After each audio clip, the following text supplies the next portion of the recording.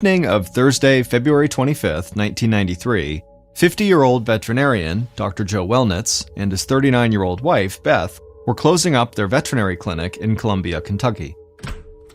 Joe and Beth walked outside of the clinic and said goodbye to a couple of young employees who were on their way out and heading to their cars. And then, after turning around and making sure no one else was inside the building, Beth pulled a key out of her pocket and she locked the door. Joe was tall with gray hair, and he wore glasses with large lenses.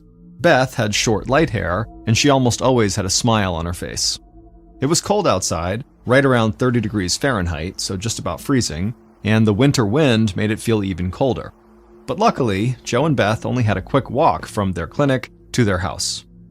Years earlier, they had bought acres of land in the small rural town of Columbia, a place where everybody knew everybody, and people went out of their way to look out for their neighbors. And when Joe and Beth had bought the property, they converted an old barn on the land into their vet clinic, and it was right next door to their large 2-story red brick farmhouse. And in the time since they'd opened that clinic, Joe and Beth had become a beloved part of their small rural community.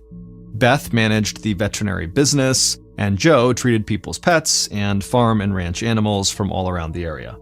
But it wasn't just the love and care they put into their work that had made them such an important part of Columbia. Joe and Beth were both religious, and they believed the most important teaching of their faith was that people should always take care of others who needed their help. And so the more successful Joe and Beth became, the more they gave back. They donated to charities, they volunteered their time, and they would often just sit and talk to their clients about things that had nothing to do with their clients' animals. So Joe and Beth's veterinary clinic had become more than just a place where people got their pets looked after. It had become a place where people felt like they were treated like family. Outside the clinic, Beth took Joe's hand and they walked across the yard to the front of their house. They had been married for 13 years, but they still held hands and looked at each other like they did when they were newlyweds.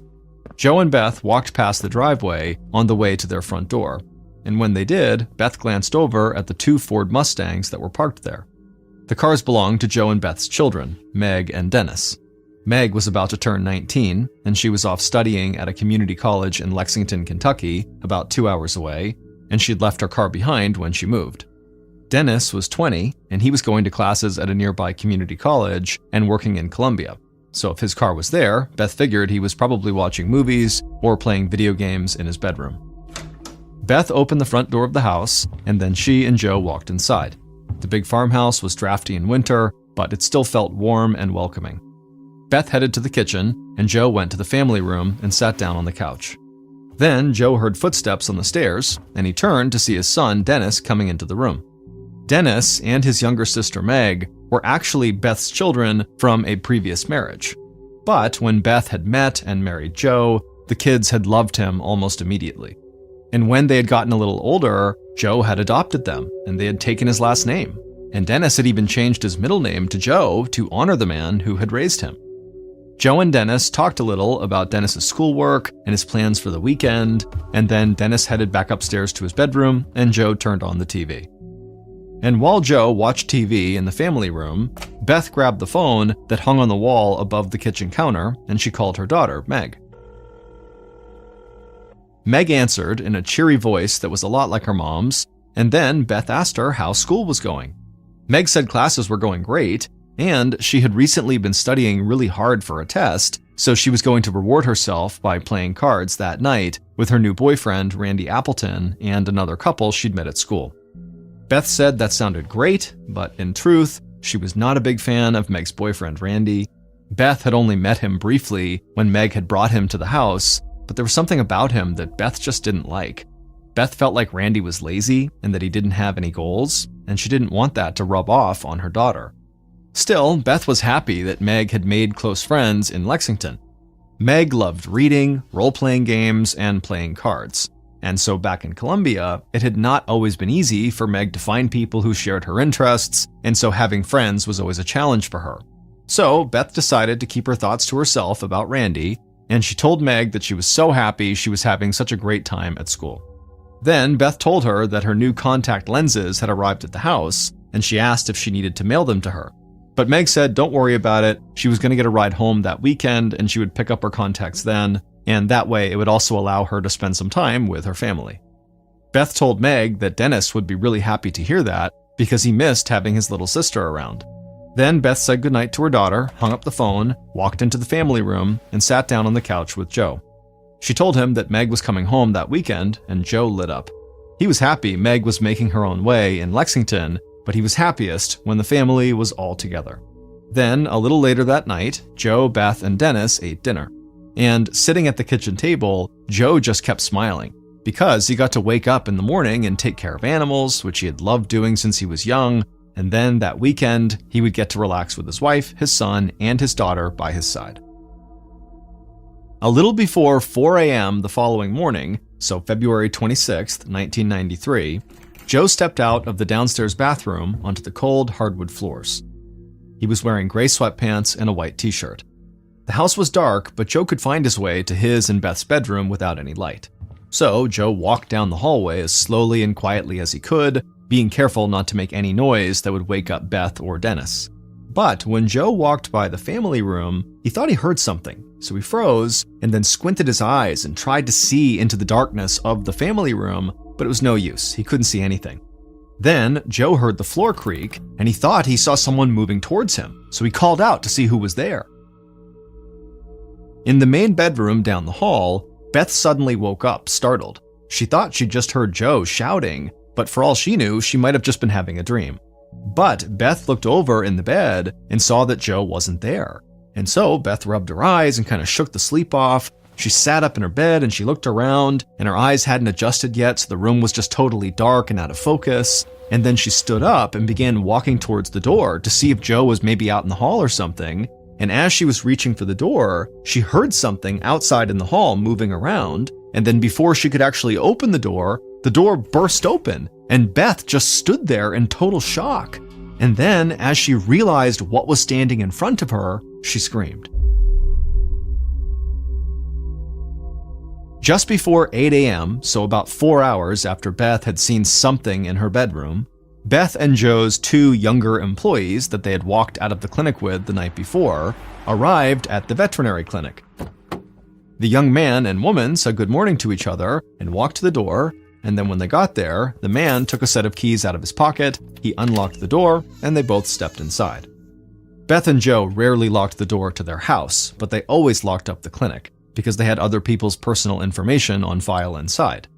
The clinic was dark, so the young woman flipped on the lights, and both employees started getting the clinic ready for the day.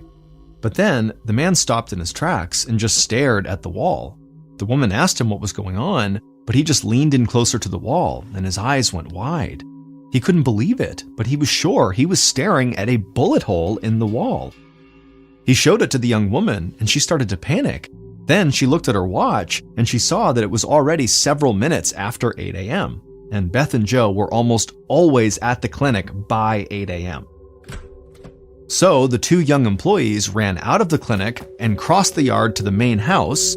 The door was unlocked, so they walked right inside and began calling out for Beth and Joe, but nobody answered. So the young woman ran upstairs while the young man made his way across the first floor. And almost at the same time, the 2 employees started screaming.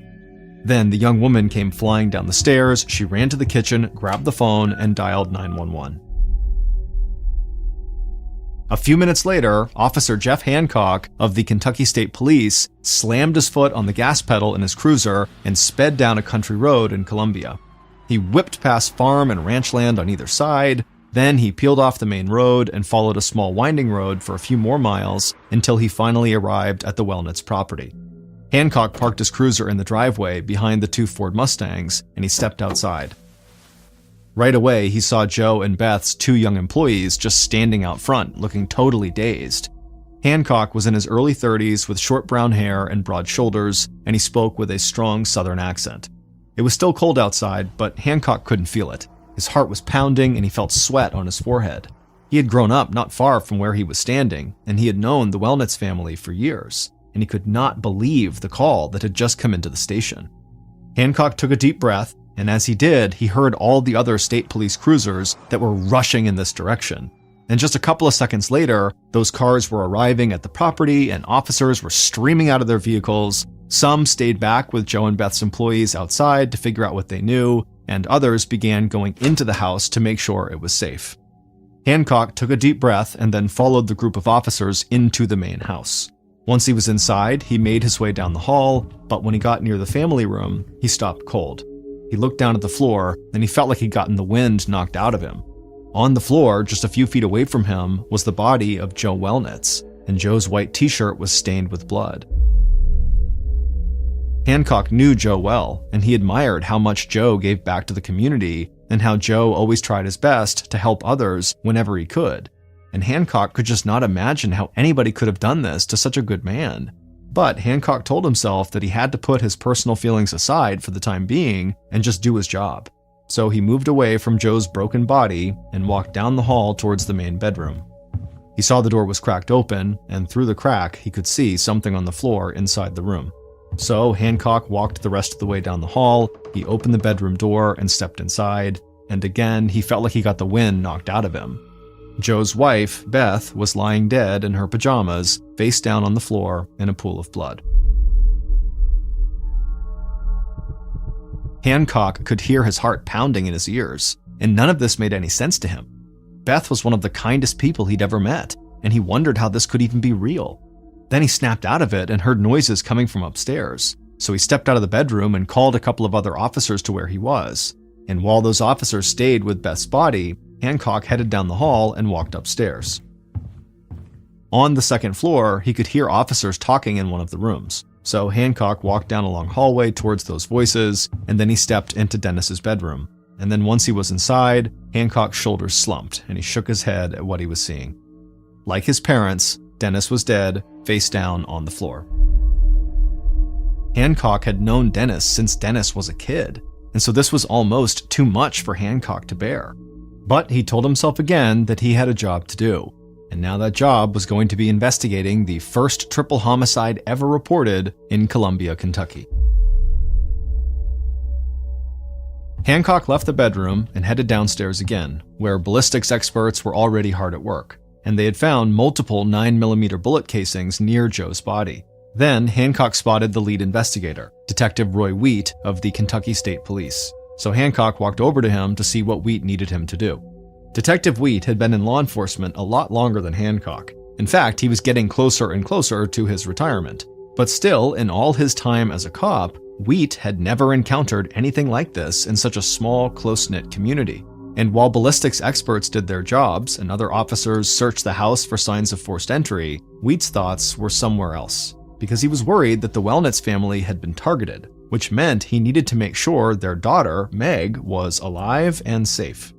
The state police were quickly able to locate Meg's address in Lexington. So Detective Wheat contacted the Lexington police and state troopers in the area, and not long after that, Wheat got word from Lexington authorities that Meg had been found safe in her apartment. Officer Hancock breathed a sigh of relief when he heard this news, because just like with Dennis, he'd known Meg since she was a kid. But then, Hancock realized Meg was about to find out what had happened, and his heart broke for her because he didn't know how anybody would ever get over losing their entire family in a single night of violence. Soon after Detective Wheat knew Meg was safe, he sent Hancock and a few other officers outside to canvass the area and to talk to the Wellnitz's closest neighbors. Then, Wheat heard someone call his name from the main bedroom. So he headed that way, and when he stepped inside the room, he just stood there for a second, stunned. By the bed, not far from Beth's body, an officer was holding up an evidence bag that had a book with a strange symbol on its cover. It was a book of the occult. Then another officer walked in, and he said he'd found black candles in a different room. And Detective Wheat didn't want to say it out loud because he knew how fast gossip could spread in a small town like Columbia, but he couldn't help but wonder if he had a ritualistic or even a satanic triple murder on his hands. Hours after they had arrived, Detective Wheat and his investigative team were still searching the Wellnitz house for evidence. They had found bullet casings from a 9mm pistol near all three bodies, but they hadn't found a murder weapon. They also hadn't found any sign of forced entry, but that wasn't surprising because so many people in Columbia didn't lock their doors, including Joe and Beth. The investigators had not found any evidence that the Wellnitz's house had been ransacked either. In fact, several pieces of Beth's expensive jewelry had been found in the house untouched, so Detective Wheat did not think this had been a robbery.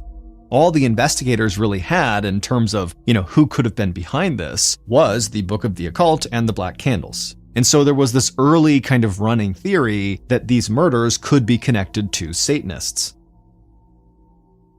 In the 1980s, in the United States, members of the media and some politicians had fueled rumors that led to thousands of unsubstantiated cases of satanic ritualistic abuse and murder throughout the country.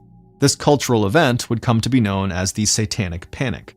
And some of that panic kept going into the early 1990s, so law enforcement often wouldn't rule out the possibility of satanic ritual when evidence like a book about the occult was found at a crime scene. Now, Detective Wheat wasn't quick to jump to that conclusion, but he didn't want to ignore any potential leads. So Wheat would have members of his team look into possible occult connections in the area. But while they did that, he wanted to stay focused on more traditional motives as well. And it seemed to him that somebody must have had it out for the entire Wellnitz family. So he knew he had to talk to the only member of the immediate Wellnitz family who had survived, Joe and Beth's daughter, Meg.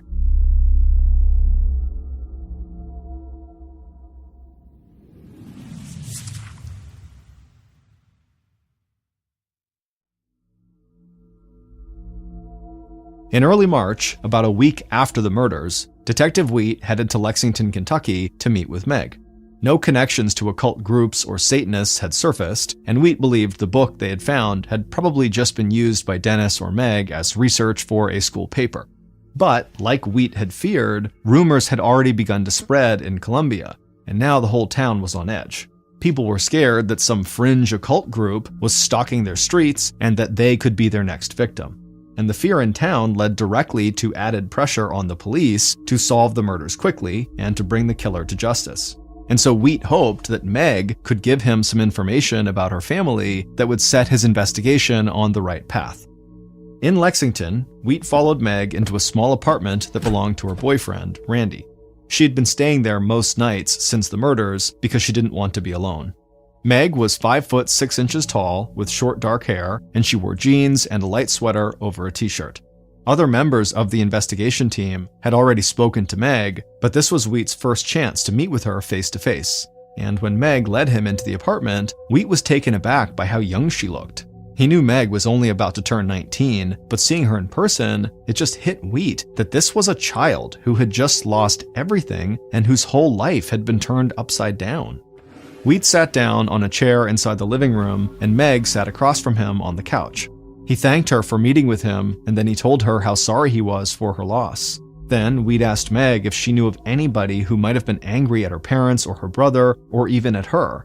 Could she think of anyone who might have wanted to take some kind of revenge on her family? But Meg just shook her head and sort of stared off into space. She said everyone in Columbia loved her family, and she couldn't imagine who would want to do something like this. Then, in a soft, calm voice, Wheat asked her if anything out of the ordinary had happened to her on the night before the murders. Had she gotten any strange phone calls or anything like that? Meg thought for a moment and then said, no, the night had been pretty routine. She and Randy had gone to play cards at the apartment of two of their friends, a young married couple named Bill and Regina Meese. She said after a few hours, Randy was tired, so he left, and the card game had kind of ended earlier than any of them had expected. So Meg said that she and Bill Meese, one of the people who owned this apartment, went to a diner to grab coffee and to study a little for an upcoming test that they had in a class they were both taking at the community college. And then after that, she said she went to her apartment and went to bed.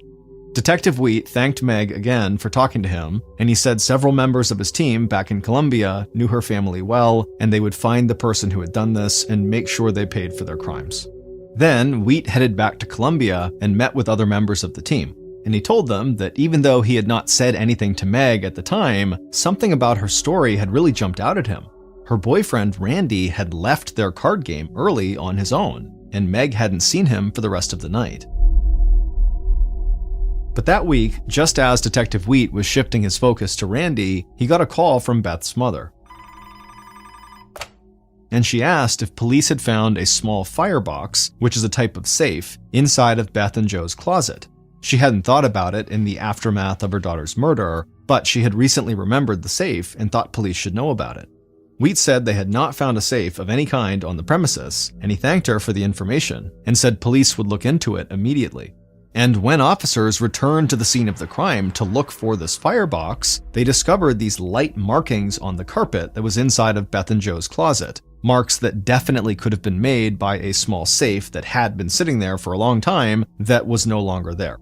Police had ruled out a robbery at the Wellnitz house, but now all of a sudden, with this firebox missing, things had changed, and this totally looked like a robbery. And when Wheat and other members of the state police started delving into the Wellnitz's financial records, they would make a discovery that stunned them and that would send the investigation in an entirely new direction. In the spring of 1993, about a month after the murders, Officer Hancock stood in Detective Wheat's office with a look of shock on his face. After police had discovered that a small safe had gone missing from Joe and Beth's house, they had started looking into the Wellnitz's financial records, and they found someone who stood to inherit $250,000 from a life insurance policy if Joe died. That person was Eric Wellnitz, a third child of Joe's who nobody at the state police had even known existed. Hancock told Wheat that in all the time he had known Joe and Beth, they had never mentioned this third child, Eric Wellnitz. But now Eric shot to the top of Wheat's suspect list. It turned out Eric was the son of Joe's previous wife, and so like Dennis and Meg, Joe had adopted Eric when he married the boy's mother.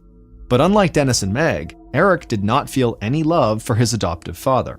Wheat tracked down the 19-year-old Eric at an apartment in Lexington where he had been staying with a friend. And when they sat down at the kitchen table, Wheat didn't waste any time. He wanted to know how Eric felt about Joe. And Eric didn't hold back. He said when Joe had left him and his mother to go be with Beth and her kids, he was angry. And not long after that, Eric felt like he had been completely replaced by Dennis and Meg in his adopted father's eyes. And so Eric had decided to cut Joe completely out of his life. And he told Wheat that he hadn't seen or talked to Joe in years. Then Wheat leaned in a bit and asked Eric where he had been on the night of the murders. And Eric said he'd been in Lexington with friends.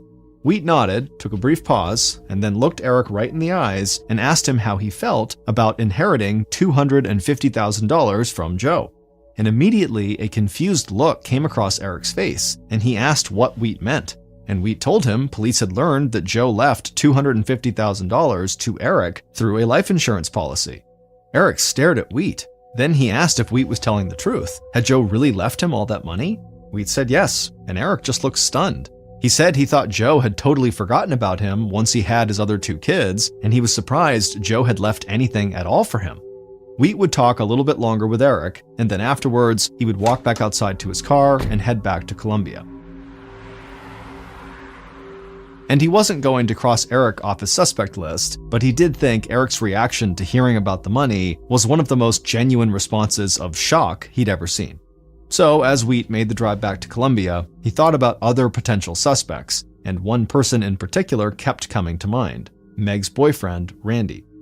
Randy had left that card game early, hours before the murders, and Wheat knew Meg had taken Randy to her parents' house before, so he might have seen the safe inside of their closet.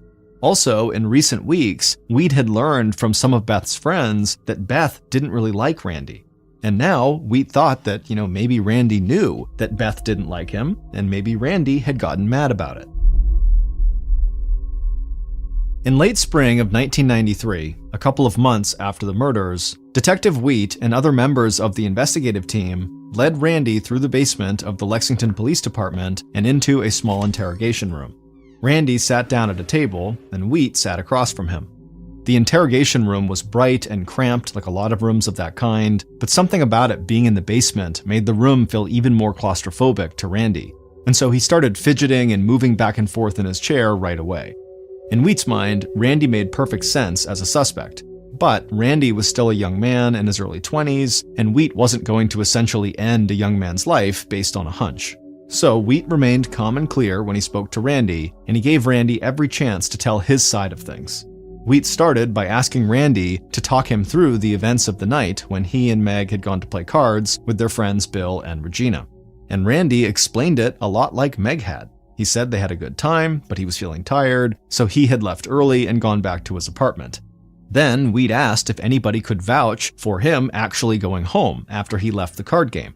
and Randy began to shift in his seat a bit more. He squinted his eyes like he was trying to remember something, and then he said he was pretty sure he had called a friend from his apartment that night. We thought Randy looked nervous, but that wasn't uncommon in interrogations. Also, Wheat knew some people could remember everything they had done months ago, and others could barely remember what they had done the day before. So Randy not having a totally clear picture of what he did that night didn't mean he was guilty. But there was another angle Wheat wanted to play because he knew something else about Randy. So Wheat leaned forward and asked Randy what kind of guns Randy owned. And Randy sat back in his chair, and a look of surprise came across his face, like he had not been expecting that question at all. But Randy recovered, and then told Wheat he did own a handgun, and that he just liked to go to the shooting range to practice with it. Wheat's face didn't change, and his voice stayed totally calm, and he asked Randy if he knew that Beth had not liked the fact that he was dating her daughter. And Randy looked confused again. He said Beth had been really nice to him when he met her at the house, and that Meg hadn't said anything about her mom not liking him. Then Randy said he was trying to help, and he understood that being at home by himself when the murders took place was not a great explanation, but it really was the truth.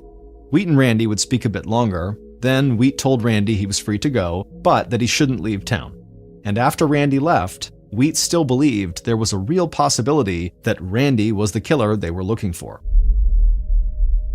And so not long after talking to Randy, Wheat reached out to Meg and Randy's friends, Bill and Regina Meese, and they quickly volunteered to come talk to Wheat in the Lexington police station.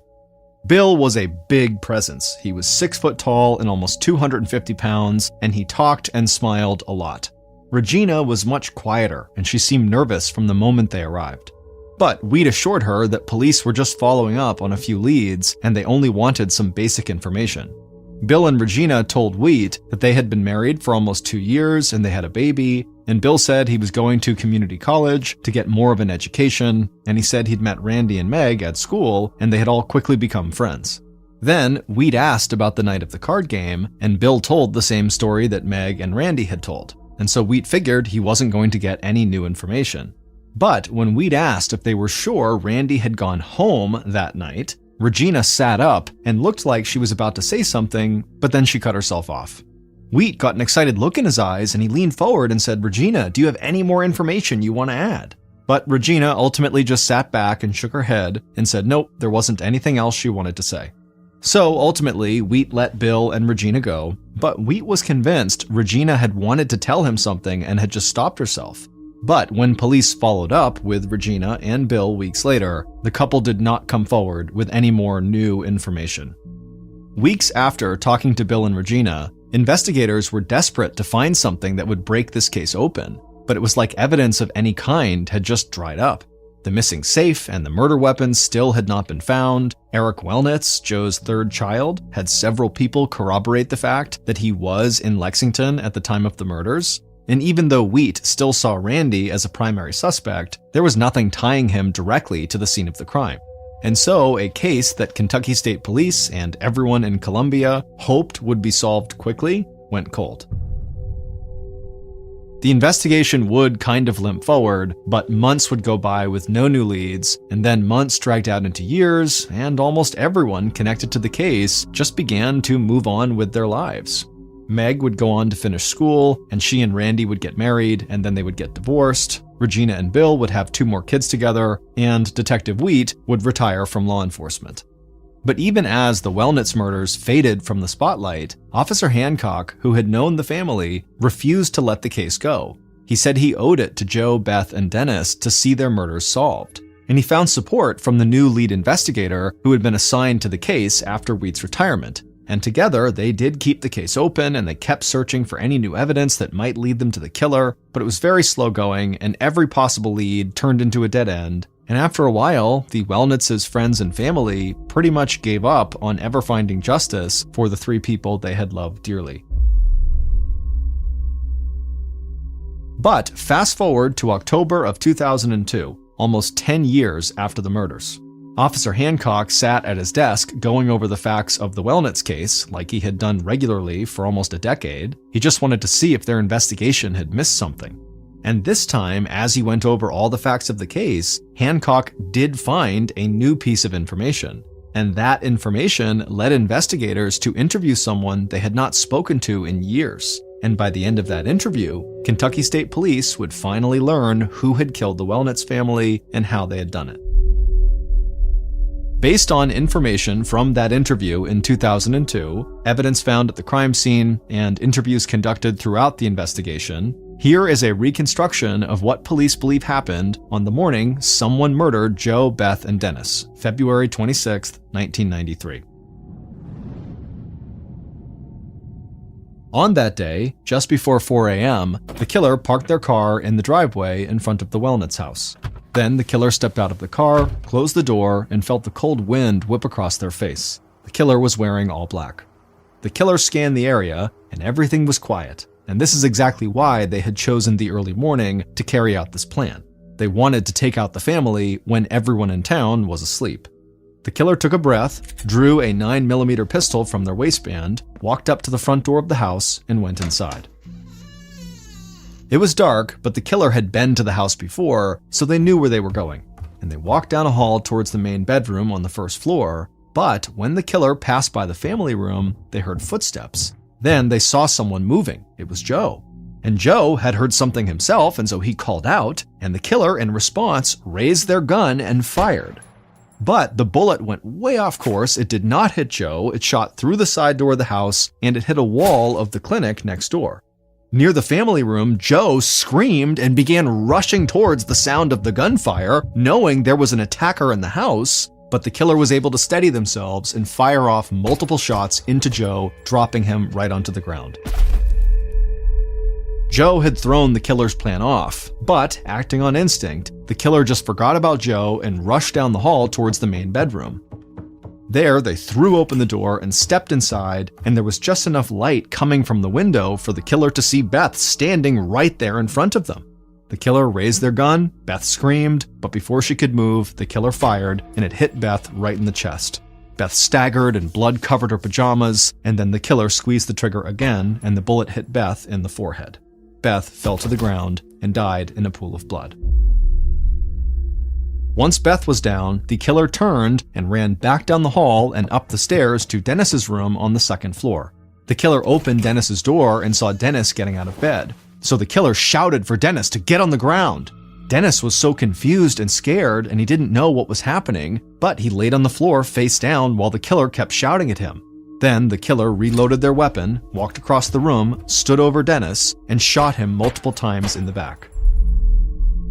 The killer waited to make sure Dennis was dead, and then afterward, they ran downstairs to make sure Joe was dead, and then after that, they ran back to the main bedroom where they checked to make sure Beth was dead. And then, inside of that main bedroom where Beth was, the killer crossed the room to the closet.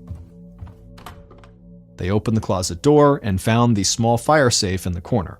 They grabbed the safe, which was lighter than they thought it would be. Then they walked downstairs with it and headed outside. The killer got to their car, opened the back driver's side door, slid the safe into the back seat, shut the door, and then climbed into the driver's seat. Then the killer turned to the passenger seat and smiled. And their accomplice, who was sitting in the passenger seat, smiled back, leaned across the seat, and gave the killer a kiss. Then the killer stripped out of their black clothes, and the accomplice grabbed a trash bag from the floorboard, and the killer tossed their clothes and the murder weapon into the trash bag. Then they started the car, and the two drove away from the house and out of town. Once Columbia was far behind them, the killer pulled into the dark parking lot of a fast food restaurant. They drove around to the back and stopped the car. Then the accomplice got out of the car, walked to a dumpster, and tossed the trash bag into it, and then got back into the killer's car. A little later, the killer dropped off the accomplice at an apartment. But before the accomplice stepped out of the car, they kissed the killer again and told the killer not to wake up the baby when they got home. Then the accomplice smiled, stepped out of the car, and headed into the apartment.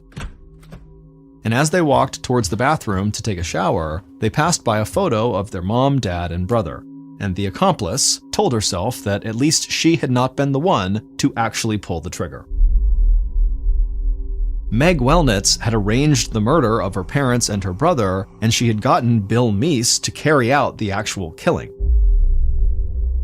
It would turn out that Bill and his wife Regina, the two that had hosted that card game for Meg and Randy, had an open marriage. and Bill had been in a sexual relationship with both Meg and her boyfriend Randy at the time of the murders. And when Meg would lie in bed with Bill, she would tell him that she needed to get rid of her family, because unlike Joe's third son, Eric, Meg knew she would inherit hundreds of thousands of dollars and all of the properties and land her parents owned if her family died. And Meg wanted to be rich and independent. And she wanted to be free to have a relationship with Randy or Bill or both of them whenever she wanted and however she wanted. And she didn't believe her religious parents would ever approve of that kind of relationship.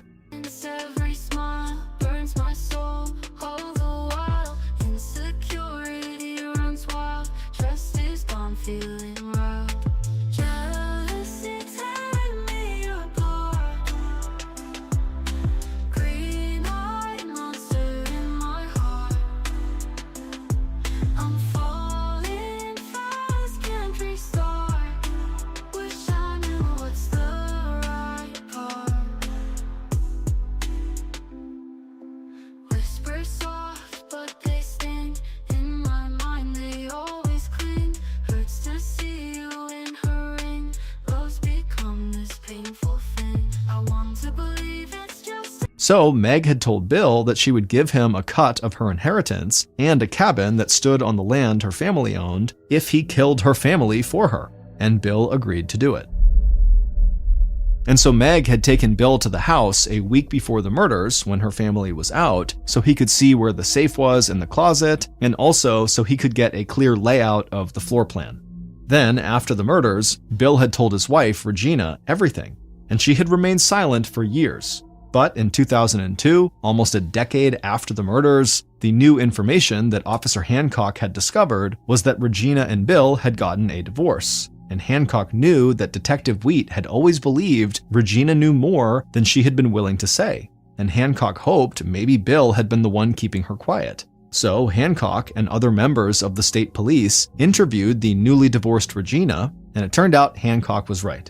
With Bill out of her life, Regina was willing to tell them everything. Regina gave police a detailed account of Meg and Bill's murder plot. Then she said when she had moved away from Bill, she had kept the safe that Bill had stolen and held onto all those years, and she handed that safe over to the authorities. There was nothing of any value in the safe when the authorities opened it up, and so we have no idea if at some point there was lots of valuable things in here that were taken out of it after the murders, or if this safe was always empty. We just don't know. But with this safe in their possession, and with all of the new evidence Regina had provided them, police were able to get Meg and Bill to confess to their roles in the murders.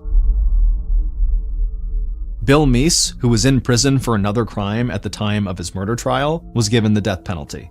And as of the summer of 2023, he is still on death row.